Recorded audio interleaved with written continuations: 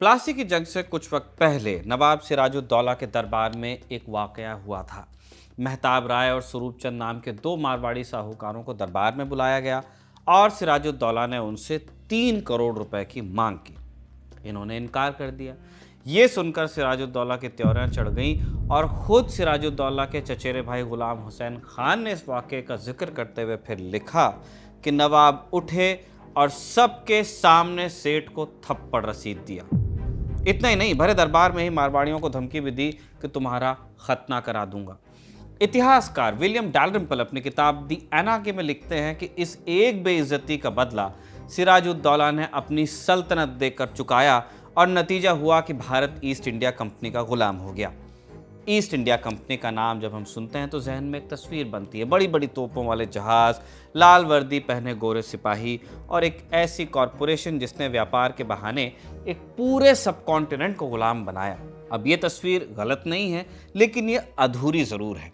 Company की कामयाबी का राज सिर्फ उसकी फौजी ताकत में नहीं छिपा था, असली राज छिपा था हिंदुस्तान के बही खातों में, यहीं के सेठों की तिजोरियों में। नमस्ते, मैं हूं निखिल और आप देख रहे हैं अलिफ लैला, जिसमें आज जानेंगे उन भारतीय साहूकारों की कहानी जिन्होंने ईस्ट इंडिया कंपनी की फंडिंग की और जो एक वक्त में इतने अमीर हुआ करते थे कि उन्हें जगत सेठ की उपाधि मिल जाती थी।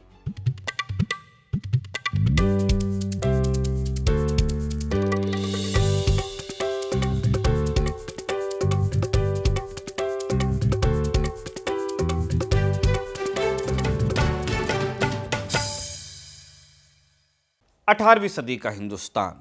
मुगल सल्तनत की ताकत कमज़ोर पड़ रही थी इस वक्त। औरंगज़ेब की मौत के बाद जो सूबेदार कभी दिल्ली के हुक्म का इंतज़ार करते थे, अब वो अपने मालिक खुद बन बैठे। बंगाल, अवध, हैदराबाद, दक्कन सब अपनी अपनी रियासतें खुद चलाने लगे। लेकिन राज चलाना कोई आसान काम तो है नहीं। इसके लिए चाहिए पैसा। सेना का खर्च आपको उठाना है, दरबार की शान व शौकत का ध्यान रखना है, किलों की मरम्मत करवानी है। अब इन सारे कामों के लिए पैसा तो आता था लगान से ही, टैक्स, ज़मीन से मिलने वाला टैक्स, खेती पर लगने वाला टैक्स, व्यापारियों पर लगने वाला टैक्स। पर इसमें एक दिक्कत थी, लगान साल में 1 या 2 बार इकट्ठा होता था, फसल कटने के बाद ज़्यादातर, जबकि सरकार के खर्चे तो रोज़ के थे। तो फिर बाकी के 8 या 10 महीने सरकार कैसे चले? यही एंट्री होती है हिंदुस्तानी बैंकर्स की, महाजनों की, साहूकारों की। थॉमस टिम्बर्ग अपनी किताब द मारवाड़ीज में इस सिस्टम को बाजार इकोनॉमी कहते हैं। जब भी किसी नवाब या राजा को पैसे की ज़रूरत पड़ती, वो इन्हीं बैंकर्स के पास जाते। ये बैंकर उन्हें एडवांस में पैसा देते और जब लगान वसूल होता तो सरकार सबसे पहले इन्हीं बैंकर्स का कर्ज ब्याज समेत चुकाती।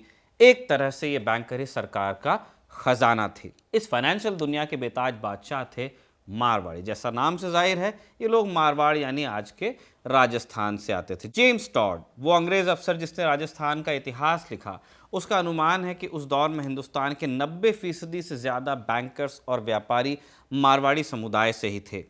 ये लोग कमाल के नेटवर्कर थे। राजस्थान के अपने गांव से निकलकर वो पूरे हिंदुस्तान में फैले। बनारस, पटना, ढाका, मुर्शिदाबाद, सूरत, पूना, कोई ऐसा बड़ा शहर नहीं था जहां इनकी कोठी या ब्रांच न हो। इनका सबसे बड़ा हथियार था हुंडी। हुंडी एक तरह का क्रेडिट नोट या बिल ऑफ एक्सचेंज होता था, अगर आपको मॉडर्न सिस्टम के हिसाब से समझना है। मान लीजिए दिल्ली के एक व्यापारी को कलकत्ता में किसी को 10,000 रुपये भेजने हैं। जिस पीरियड की हम बात कर रहे हैं, 10,000 रुपये बहुत बड़ा अमाउंट होता था। उस ज़माने में कैश लेकर चलना खतरनाक था, है ना। आप पैसा लेके जाएं उसमें भी, और अगर आप वैल्यूएबल मेटल्स यानी कि सिल्वर या गोल्ड लेके जाएं उसमें तो और होगा। तो व्यापारी दिल्ली में बैठे एक मारवाड़ी सेठ के पास जाएगा, उसे 10,000 रुपये दे देगा। सेठ उसे एक कागज़ का पुर्जा यानी हुंडी लिख कर देता। व्यापारी इसी हुंडी को कलकत्ता भेजेगा फिर, और कलकत्ता में बैठा आदमी उस हुंडी को वहाँ के मारवाड़ी सेठ की कोठी पर ले जाएगा फिर, और वहाँ से 10,000 रुपये उसको मिल जाएंगे। ये सिस्टम इतना असरदार था कि पैसा एक शहर से दूसरे शहर हफ्तों में नहीं, दिनों में पहुँच जाता था। हुंडियाँ सिर्फ पैसा ट्रांसफ़र करने का जरिया नहीं थी, ये एक तरह का इंश्योरेंस भी थी। साहूकार पूरे 10,000 देने की हुंडी नहीं लिखेगा, वो एक ख़ास रकम जिसे बीमा कहा जाएगा, इंश्योरेंस प्रीमियम कह लीजिए, उसको काट कर हुंडी लिखेगा। ये रकम रास्ते के खतरे के हिसाब से तय होती थी।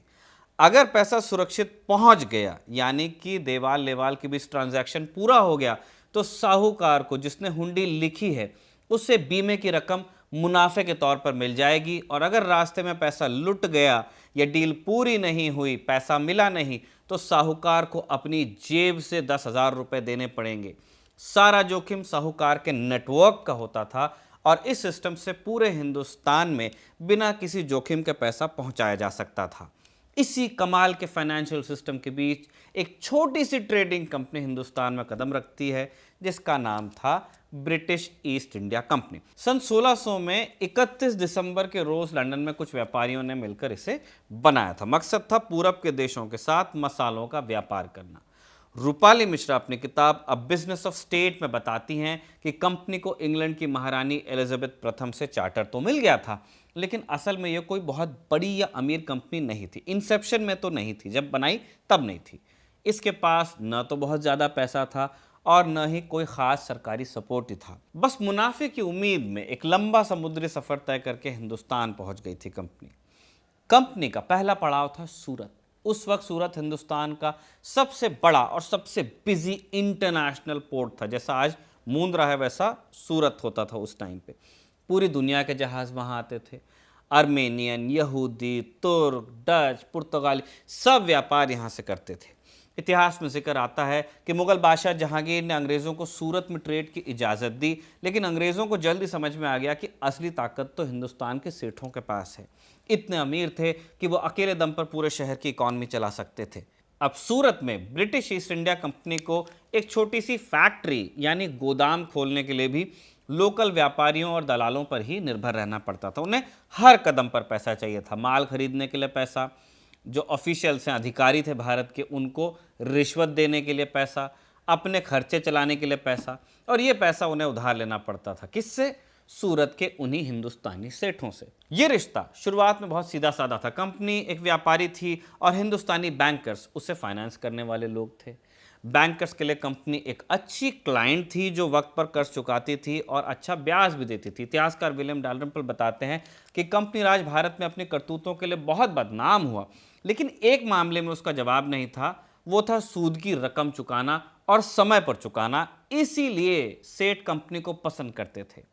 फिर कंपनी के लिए बैंकर भी लाइफलाइन थे। उनके बिना वो एक दिन भी चल नहीं सकती थी, टिक नहीं सकती थी। सेठों और कंपनी के बीच में जो ट्रांजैक्शन था वो सिर्फ इस एक बिंदु पर नहीं था कि सूद चुकाते हैं, बढ़िया बिजनेस होता था। कंपनी के जरिए सेठों का माल यूरोप तक पहुंचता था, लेकिन यहाँ एक बड़ा फैक्टर था, सुरक्षा। सूरत का जो समंदर था लुटेरों से भरा था।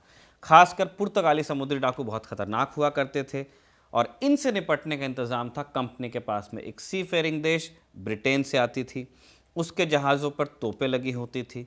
कंपनी इन डाकुओं का मुकाबला बहुत अच्छे से कर लेती थी। तो ये एक दो तरफा सौदा था। सेठ कंपनी को पैसा देते और कंपनी सेठों के माल को सुरक्षित समंदर के पार भी ले जाती। सूरत से निकलकर कंपनी ने धीरे धीरे फिर अपने पैर पसारे। सूरत से मछलीपट्टनम और फिर मद्रास और फिर बंगाल पहुंची कंपनी, और हर जगह उसे पैसे की ज़रूरत पड़ी। हर जगह उसे हिंदुस्तानी फाइनेंसर मिलते गए और बंगाल में फिर उसे मिला एक ऐसा खजाना, एक ऐसा बैंकर जिसने कंपनी की किस्मत को हमेशा के लिए बदल दिया। उस बैंकर का नाम था जगत सेठ। अब जगत सेठ किसी एक इंसान का नाम नहीं था, एक उपाधि थी जो मुगल बादशाह मोहम्मद शाह रंगीला ने फतेहचंद नाम के एक बैंकर को दी थी।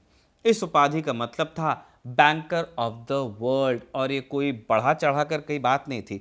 18वीं सदी में जगत सेठ का परिवार शायद दुनिया का सबसे अमीर बैंकिंग परिवार था। इतना अमीर कि कहा जाता था कि जगत सेठ की दौलत बैंक ऑफ इंग्लैंड से भी ज़्यादा होती थी उस टाइम पे।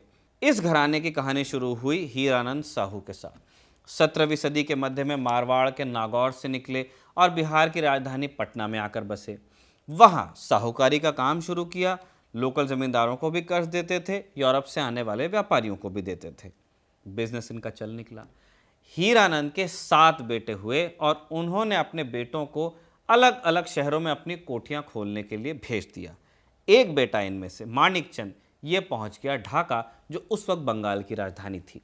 ढाका में माणिकचंद की मुलाकात हुई मुर्शिद कुली खान से, और मुर्शिद कुली खान औरंगज़ेब का भेजा हुआ एक काबिल दीवान था जिसका काम था बंगाल से लगान वसूल कर दिल्ली भेजना।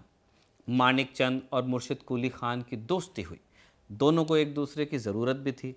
मुर्शिद कुली खान को बंगाल का लगान इकट्ठा करके दिल्ली भेजना होता था और इस काम में मानिकचंद मदद कर दिया करते थे। लगान कमाए तो मानिकचंद लोन दे देंगे।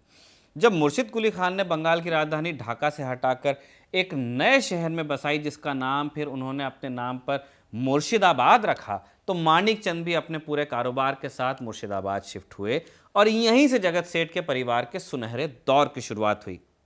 मुर्शिदाबाद में बैठकर मानिकचंद और उनके बाद उनके भतीजे फतेह चंद ने एक ऐसी फाइनेंशियल सल्तनत खड़ी की जिसकी इजाज़त के बिना बंगाल में पत्ता भी नहीं हिलता था। वो बंगाल के नवाब के खजांची ही थे। सारा लगान पहले उनके पास जमा होता था और वो बंगाल की टकसाल यानी रॉयल मिंट को भी कंट्रोल करते थे। इसका मतलब ये कि बंगाल में मुगलों के नाम पर जो सिक्के ढाले जाते थे वो सेठों की इजाज़त और देखरेख में ढाले जाते थे।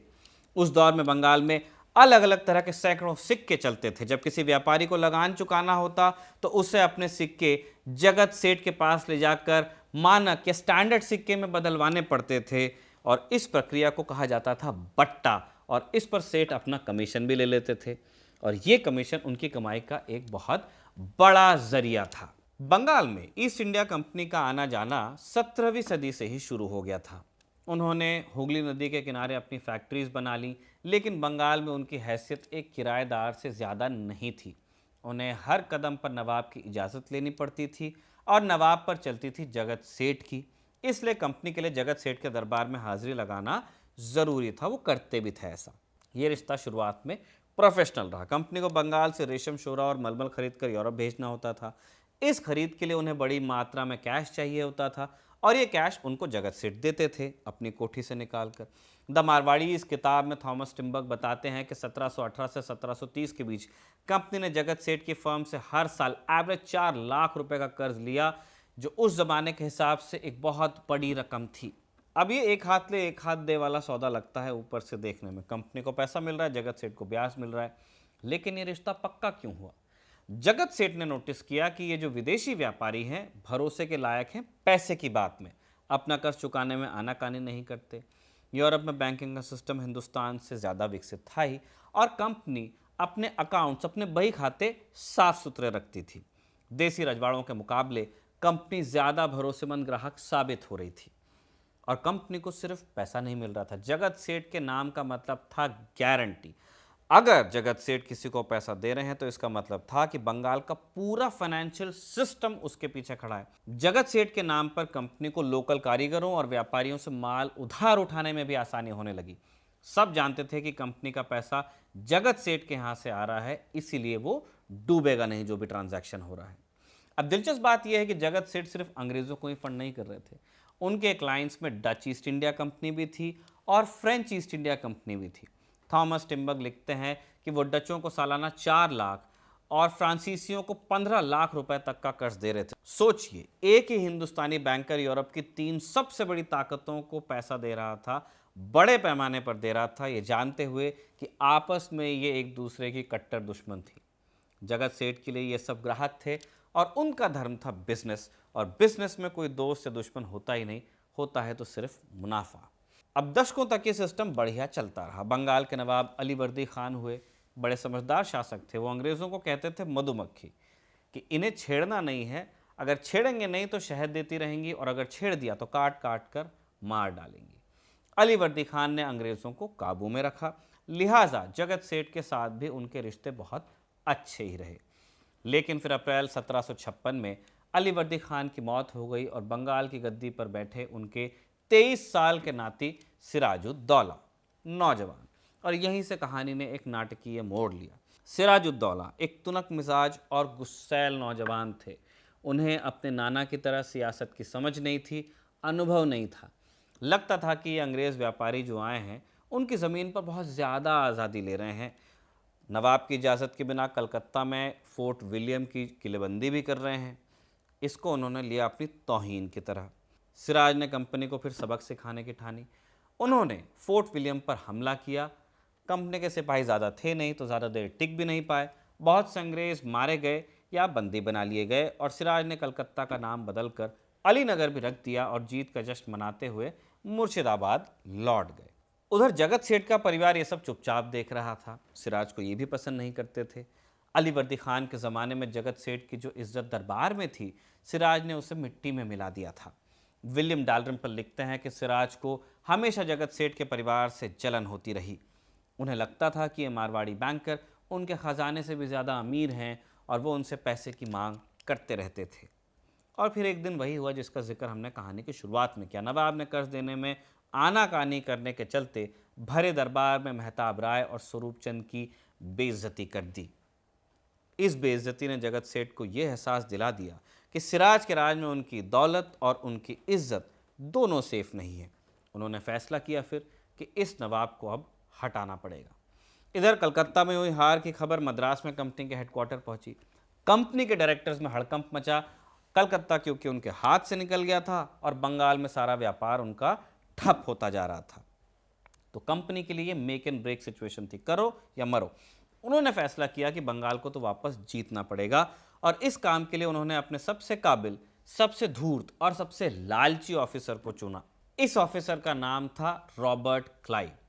क्लाइव एक छोटी सी फौज लेकर मद्रास से बंगाल के लिए रवाना हुआ, लेकिन उसे पता था कि सिर्फ फौजी ताकत से सिराज को हराना नामुमकिन होगा, क्योंकि सिराज की फौज बहुत बड़ी थी।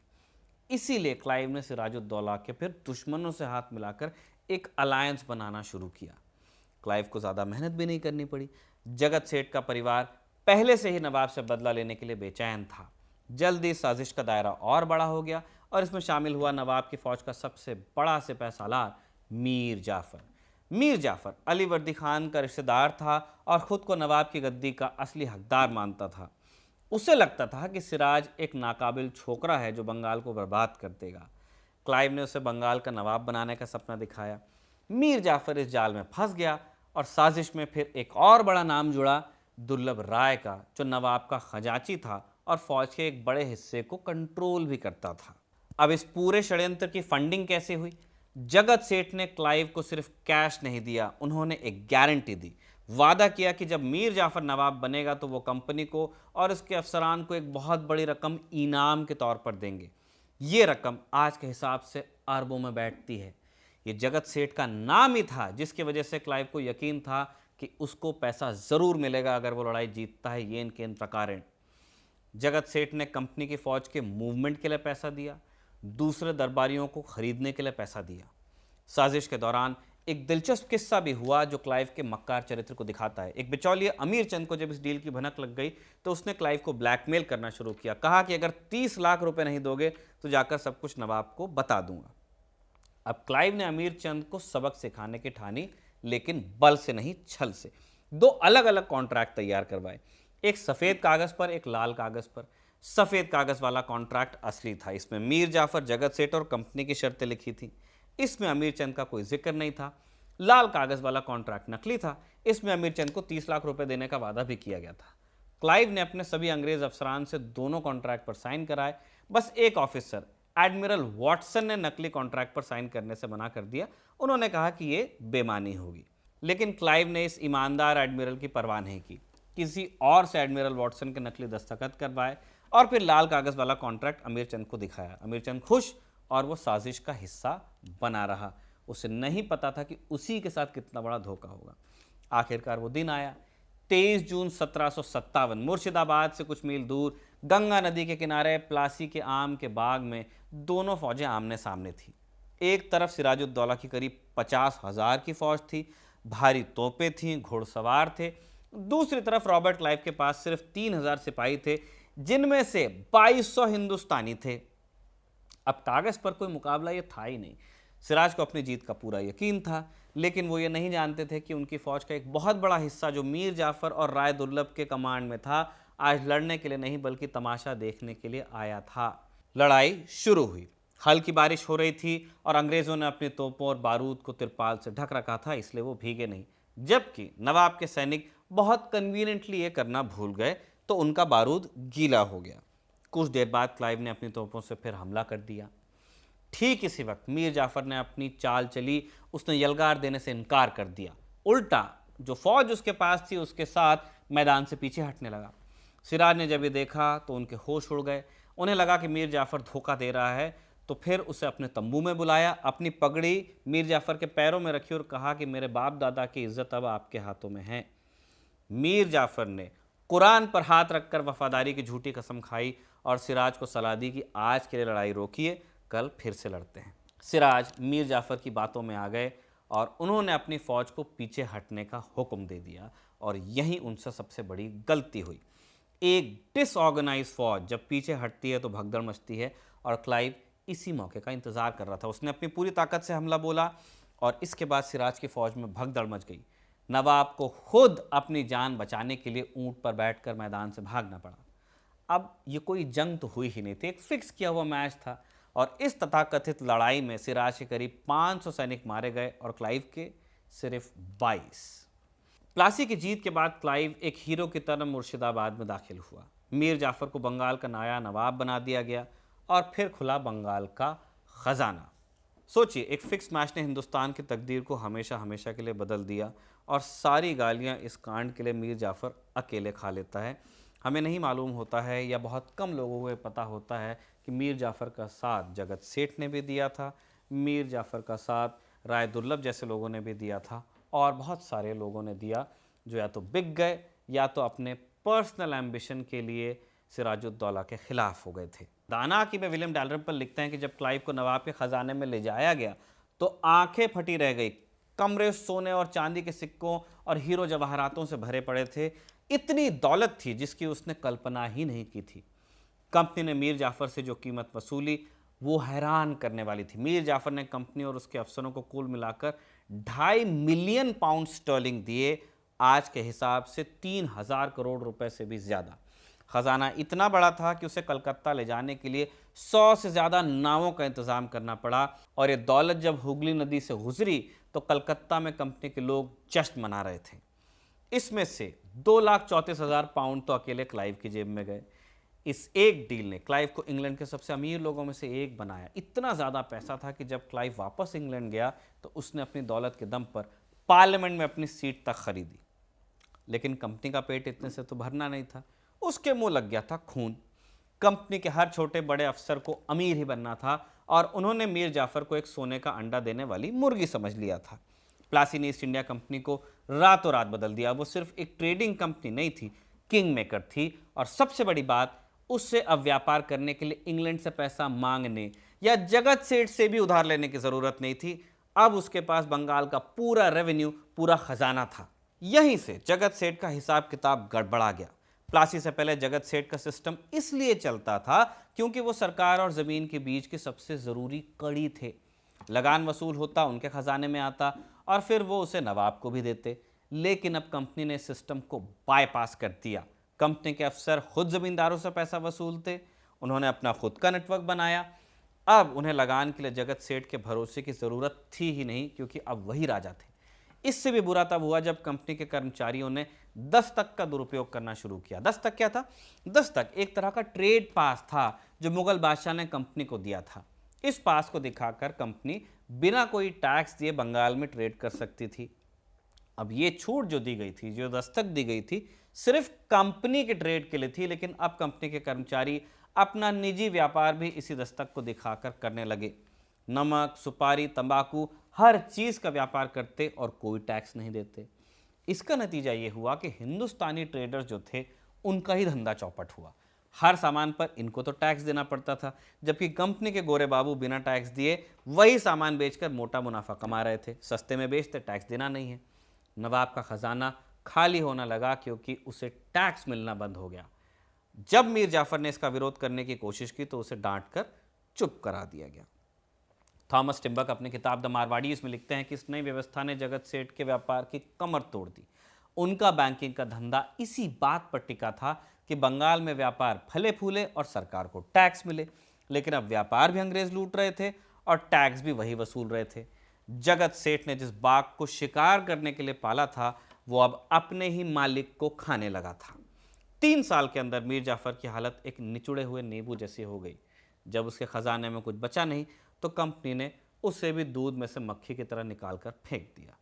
1760 में कंपनी ने मीर जाफर को हटाकर उसके दामाद मीर कासिम को बंगाल का नया नवाब बनाया। फिर मीर कासिम एक काबिल शासक था और अंग्रेजों की नीयत को समझता भी था। उसने फैसला किया कि इस लूट को रोकेगा।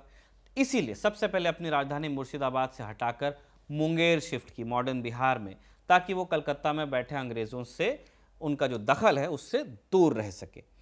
उसने अपनी फौज को यूरोपियन स्टाइल में ट्रेनिंग देनी शुरू की और उसने दस्तक के मिसयूज को रोकने के लिए भी एक बड़ा कदम उठाया। उसने क्या किया, सारे हिंदुस्तानी व्यापारियों के लिए भी टैक्स माफ कर दिया। अब अंग्रेज और हिंदुस्तानी व्यापारी एक लेवल पर आ गए, किसी को टैक्स नहीं देना है। ये कंपनी के लिए खुली चुनौती थी और अब उनकी लूट और बेईमानी ज्यादा चल नहीं सकती थी। कंपनी और मीर कासिम के बीच फिर तनाव बढ़ा और इस तनाव की आग में घी का काम किया जगत सेठ ने। जगत सेठ का परिवार मीर कासिम को भी पसंद नहीं करता था। उन्हें लगता था कि मीर कासिम उनकी बची कुछ ताकत को भी खत्म कर देगा। उन्होंने एक बार फिर वही गलती की जो उन्होंने सिराजुद्दौला के साथ की थी। उन्होंने मीर कासिम के खिलाफ अंग्रेजों के फिर कान भरने शुरू किए।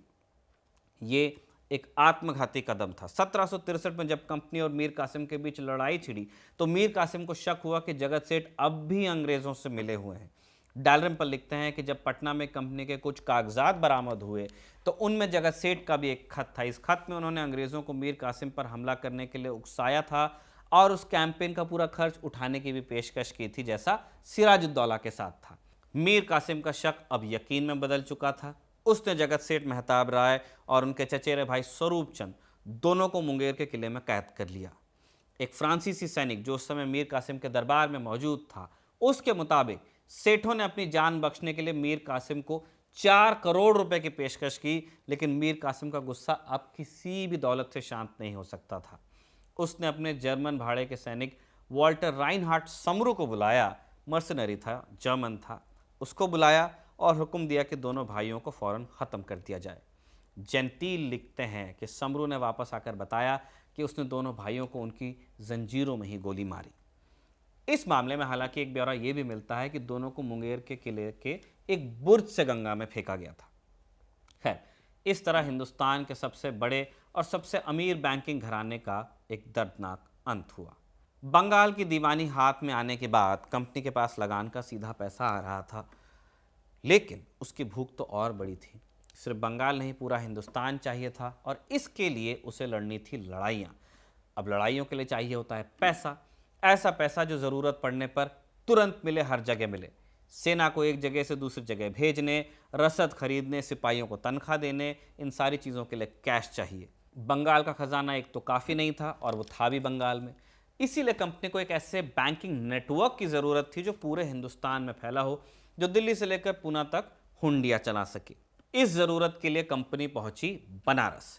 18वीं सदी में बनारस सिर्फ एक तीर्थ नगरी नहीं थी, वो उत्तर भारत का सबसे बड़ा ट्रेड और बैंकिंग हब बन चुका था। बड़ा पोर्ट हुआ करता था वहाँ। इस हब के केंद्र में था एक मारवाड़ी परिवार जिनकी फर्म का नाम था गोपाल दास मनोहर दास।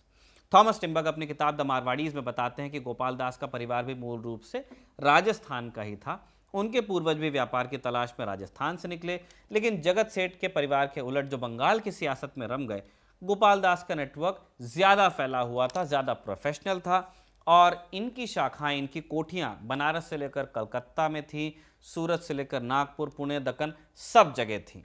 वो सियासत में सीधे दखल देने के बजाय पर्दे के पीछे रहकर काम करना पसंद करते थे, इसीलिए उन्हें ज़्यादा प्रोफेशनल माना जाता था। उनका असली काम था पैसा चलाना। जब बंगाल में जगत सेठ का सूरज डूब रहा था, ठीक उसी वक्त बनारस में गोपाल दास का सितारा चमक रहा था। कंपनी की नज़र फिर उन पर पड़ी। कंपनी को मराठों से लड़ने के लिए पैसा चाहिए था। जंग लड़ी जा रही थी पूना और नागपुर के पास, लेकिन कंपनी का खजाना था कलकत्ते में। कलकत्ता से पूना तक कैश भेजना बहुत रिस्की था और यही काम आई गोपाल दास की हुंडी। कंपनी कलकत्ता में गोपाल दास के एजेंट को रुपए देती और गोपाल दास बनारस में बैठे बैठे एक हुंडी जारी कर देते। कंपनी का अफसर वो हुंडी लेकर पूना या नागपुर में गोपाल दास के एजेंट के पास जाता और उसे वहां कैश मिल जाता। ये सिस्टम इतना असरदार था कि अंग्रेजों की सेना जहां जहां जाती, गोपाल दास का पैसा वहां वहां पहुंच जाता। यानी मराठों के खिलाफ अंग्रेजों की लड़ाई को हिंदुस्तानी पैसे से ही फंड किया गया और फंडिंग भी भारतीयों ने ही की। इस रिश्ते को और मजबूत किया गवर्नर जनरल वॉरेन हेस्टिंग्स ने। हेस्टिंग कंपनी के उन शुरुआती प्रशासकों में से था जो हिंदुस्तान के फाइनेंशियल सिस्टम की ताकत को समझता था। उसको मालूम था कि पैसा बहुत है इनके पास। उसने बनारस के साथ इसीलिए एक खास रिश्ता बनाया। इस रिश्ते को समझने के लिए बनारस के राजा चेत सिंह का किस्सा आप सुन लीजिए। चेत सिंह अवध के नवाब के मातहत एक राजा थे, लेकिन 1775 के बाद वो कंपनी के अधीन आ गए। हेस्टिंग ने चेत सिंह पर लगातार पैसे के लिए दबाव बनाना शुरू किया। हर साल मांगे जाने वाले टैक्स की रकम बढ़ाने लगा। जब चेत सिंह ने आनाकानी की तो हेस्टिंग ने इसे अपनी बेइज्जती समझी और बनारस पर कूच करने की बेवकूफ़ी कर दी। 1781 में हेस्टिंग खुद एक छोटी सी टुकड़ी लेकर बनारस पहुंच गया। मकसद था चेत सिंह को सबक सिखाना और उससे एक बड़ी रकम वसूलना, लेकिन बनारस में उल्टा हो गया।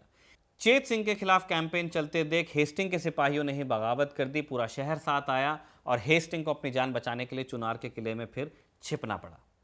अब हेस्टिंग बनारस में फंस गया। उसके पास न तो फौज थी न तो पैसा था। ऐसे में उसकी मदद किसने की? बनारस के बैंकर्स ने, जिनका नेतृत्व कर रहे थे गोपाल दास। उनके अलावा भी बहुत खिलाड़ी थे। डालरिम्पल एक और दिलचस्प किरदार का जिक्र करते हैं, कश्मीरी मल। ये बनारस के एक और बड़े बैंकर थे जो असल में कंपनी के खजांची थे। कश्मीरी मल ने अपनी जान जोखिम में डालकर 3 लाख रुपए की हुंडियों का इंतजाम किया और उन्हें हेस्टिंग तक पहुंचाया। इसी पैसे से हेस्टिंग ने अपनी फौज को दोबारा खड़ा किया और बनारस पर वापस कब्जा भी किया। हेस्टिंग ने बाद में लंदन में अपने ऊपर चले मुकदमे में खुद कहा था कि अगर उस दिन बनारस के बैंकर्स ने मेरी मदद न की होती तो शायद मैं आज यहां जिंदा खड़ा नहीं होता। ये एक अजीबोगरीब स्थिति थी। कंपनी एक हिंदुस्तानी राजा को उसकी ही जमीन से बेदखल कर रही थी और उस शहर के हिंदुस्तानी साहूकार कंपनी की मदद कर रहे थे। क्यों? क्योंकि उनके लिए कंपनी एक ज्यादा भरोसेमंद ग्राहक थी। राजा आज है, कल नहीं होगा, लेकिन कंपनी एक स्थायी सिस्टम थी। बैंकर को अपना पैसा सुरक्षित रखना था और अपना धंधा चलाना था, और उन्होंने ज्यादा स्थिर और ताकतवर घोड़े पर दांव लगाया। गोपाल दास और कंपनी का यह रिश्ता दशकों तक चला। 1780 से लेकर 1815 तक जब भी कंपनी को उत्तर भारत या मध्य भारत में पैसे की जरूरत पड़ी, गोपाल दास की कोठी उनके लिए खुली रही। जब अंग्रेजों और मराठों के बीच दूसरा और तीसरा युद्ध भी हुआ, जो हिंदुस्तान के इतिहास की सबसे निर्णायक लड़ाइयों में से माना गया, तो उन युद्धों का एक बड़ा खर्चा गोपाल दास की हुंडियों ने ही उठाया। लेकिन जैसा जगत सेठ के साथ हुआ, वैसा ही यहां भी एक दिन होना ही था। जैसे जैसे कंपनी की ताकत बढ़ी, उसे हिंदुस्तानी साहूकारों की जरूरत कम होती गई। 19वीं सदी की शुरुआत में कंपनी ने अपने खुद के ट्रेजरी सिस्टम बनाने शुरू किए। उन्होंने प्रेसिडेंसी बैंक्स की स्थापना की। अब उन्हें पैसा ट्रांसफर करने के लिए किसी मारवाड़ी सेठ की जरूरत नहीं थी। उनका अपना सिस्टम था जो ज्यादा तेज था, ज्यादा भरोसेमंद था। यूरोपियन बैंकिंग थी। एक बार जब मराठा शक्ति पूरी तरह कुचल दी गई और हिंदुस्तान पर कंपनी का राज लगभग स्थापित ही हो गया, तो उन्होंने अपने पुराने फाइनेंसर्स को धीरे धीरे किनारे किया। धंधा अब सरकार और साहूकारों के बीच नहीं था, अब सरकार खुद ही सबसे बड़ी साहूकार थी। ये कहानी सिर्फ बंगाल और बनारस में ही नहीं घटी। कंपनी ने हर जगह इसी पैटर्न पर काम किया। वो किसी भी इलाके में घुसने से पहले वहां के फाइनेंशियल नेटवर्क को समझती, वहां के सबसे बड़े सेठों से दोस्ती करती, उनके पैसे का इस्तेमाल करके उस इलाके पर कब्जा करती और फिर अपना खुद का सिस्टम बनाकर इन्हीं साहूकारों को इररिलेवेंट कर देती। सूरत में भी ऐसा ही कुछ हुआ। शहर में जब मराठों की रेड्स पड़नी शुरू हुई, कंपनी ने खुद को एक नई भूमिका में पेश किया। उन्होंने कहा कि मराठों से सुरक्षा हम देंगे आपको। कंपनी ने धीरे धीरे सूरत के किले पर अपना कब्जा किया। शहर की सुरक्षा की जिम्मेदारी अपने हाथों में ली। इस काम के लिए पैसा किसने दिया? सूरत के ही साहूकारों ने। कंपनी ने शहर की सुरक्षा के नाम पर फिर व्यापारियों पर टैक्स लगाया। व्यापारियों ने भी सोचा कि मराठों के लूट से अच्छा है कि एक फिक्स टैक्स कंपनी को ही दे देते हैं, और फिर से वही हुआ जो हर जगह होता था। कंपनी ने अपनी ताकत का इस्तेमाल करके लोकल व्यापारियों को कंपटीशन से बाहर किया। सूरत के वो सेठ जो कभी कंपनी के मालिक की तरह बर्ताव करते थे, अब उसी के रहमो करम पर जीने लगे। सन 1800 आते आते कंपनी ने मराठों और नवाब दोनों को किनारे कर सूरत पर पूरा पूरा कब्जा कर लिया। एक और उदाहरण अवध का है। अवध के नवाब आसफ उद दौला अपनी शान और शौकत के लिए बड़े मशहूर थे, लेकिन वो लगातार कंपनी के कर्ज के बोझ तले दबते जा रहे थे। कंपनी उनकी फौज मेंटेन करने के नाम पर हर साल भारी भरकम रकम वसूल कर लेती थी, और यहां कंपनी ने हिंदुस्तानी साहूकारों वाला खेल खुद खेला। कंपनी के अंग्रेज अफसर नवाब को निजी तौर पर ऊंची ब्याज दरों पर कर्ज देने लगे। बड़ा अजीब लूप। कंपनी पहले नवाब पर भारी टैक्स लगाती। नवाब उस टैक्स को चुकाने के लिए कंपनी के ही अफसरों से ऊंची ब्याज दर पर कर्ज लेते और फिर उस कर्ज को चुकाने के लिए अपने ही लोगों पर और ज्यादा टैक्स लगाते। इस सिस्टम ने अवध की अर्थव्यवस्था को खोखला कर दिया। जबकि गंगा बहती है यहां से। कंपनी सिर्फ एक हुकूमत नहीं थी, वो हिंदुस्तान की सबसे बड़ी साहूकार और लोन शार्क थी। कुल मिलाकर देखेंगे तो हिंदुस्तान के पैसे का इस्तेमाल किया गया हिंदुस्तान को ही गुलाम बनाने में। ये कहानी जो हमने आपको सुनाई, ये सिर्फ कुछ लालची सेठों की नहीं है। ये उस दौर के हिंदुस्तान की कहानी है जहां केंद्रीय सत्ता कमजोर हो चुकी थी, जहां हर कोई सिर्फ अपना फायदा, अपना राज, अपनी तिजोरी देख रहा था। इन साहूकारों ने वही किया जो हजारों सालों से व्यापारी करते आए हैं। उन्होंने उस ताकत का साथ दिया जो उनके व्यापार और पैसे को सबसे ज़्यादा सुरक्षा दे सकता था। 18वीं सदी में वो ताकत ईस्ट इंडिया कंपनी थी, तो उनको पैसा दिया। हिंदुस्तानी साहूकारों के पैसे ने कंपनी की तोपों में बारूद भरा, उनकी हुंडियों ने कंपनी की सेना को एक जगह से दूसरी जगह पहुंचाया, और उनके नेटवर्क ने कंपनी को हिंदुस्तान की राजनीति और अर्थव्यवस्था की वो समझ दी जिसके बिना वो कभी कामयाब नहीं हो सकते थे। ये इतिहास की सबसे बड़ी विडंबनाओं में से एक है कि जब तक हिंदुस्तानी सेठों और साहूकारों को अपनी गलती का एहसास हुआ, तब तक तो बहुत देर हो चुकी थी। गंगा और हुगली दोनों में पानी बहुत बह चुका था, और उनके बही खातों पर लिखा मुनाफा एक पूरे देश की गुलामी की कीमत बन चुका था। ईस्ट इंडिया कंपनी को फंड करने वाले इन साहूकारों पर यह शानदार आलेख लिखा था हमारे साथी कमल ने, और अभिषेक ने अलिफ लैला के इस एपिसोड को रिकॉर्ड किया था। आप देखते रहिए अलिफ लैला।